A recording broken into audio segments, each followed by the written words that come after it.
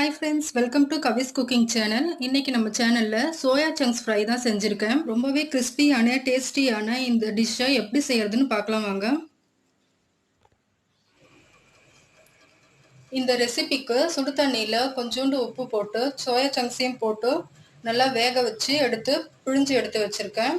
இப்போ இந்த ஃப்ரை பண்றதுக்கு மேல் மாவு ரெடி பண்ணி வச்சுக்கலாம். கடலை மாவு 100 கிராம், அரிசி மாவு 50 கிராம்,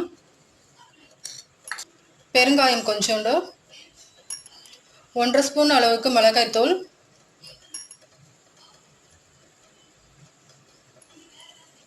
கொஞ்சமா சால்ட். இதை நல்லா கலந்து விட்டுக்கலாம்.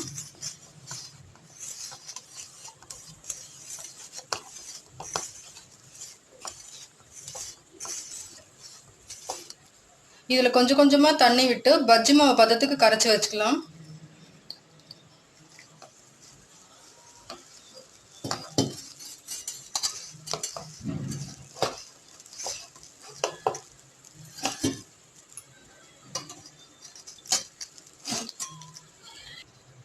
அவ்வளோதாங்க. இப்போ மாவு நல்லா கரைச்சி வச்சாச்சு. இதில் இந்த சங்க்ஸையும் எடுத்து போட்டுடலாம்.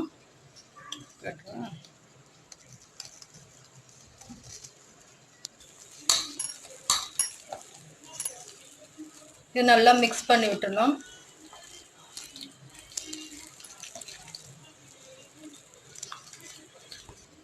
அவ்வளோதான், இப்போ ரெடி ஆயிடுச்சு. இதை நம்ம ஃப்ரை பண்ணி எடுத்துக்கலாம்.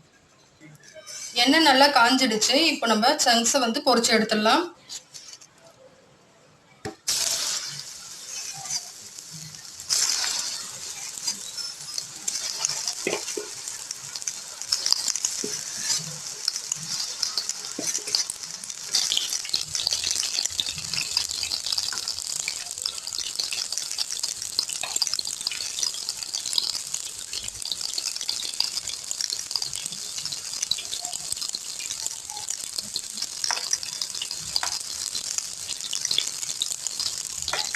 ஒரு சைடு வெந்ததும் இன்னொரு பக்கம் நல்லா திருப்பி விட்டுக்கோங்க. இப்போ ஃப்ரை ஆகிடுச்சு, எடுத்துடலாம்.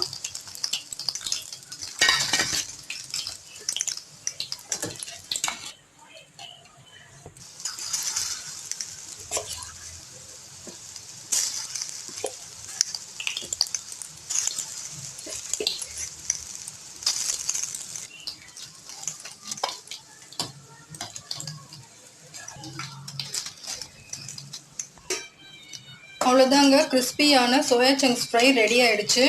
வீட்டில் இருக்கிற பொருள்களை வச்சு ரொம்ப ஈஸியாகவும் சீக்கிரமாகவும் இந்த டிஷ்ஷை செஞ்சு முடிச்சிடலாம். நீங்களும் கண்டிப்பாக இதை ட்ரை பண்ணி பாருங்கள். இந்த வீடியோ உங்களுக்கு பிடிச்சிருந்தா லைக் பண்ணுங்கள், ஷேர் பண்ணுங்கள், கமெண்ட் பண்ணுங்கள். மறக்காமல் கவிஸ் குக்கிங் சேனலுக்கு சப்ஸ்கிரைப் பண்ணுங்கள்.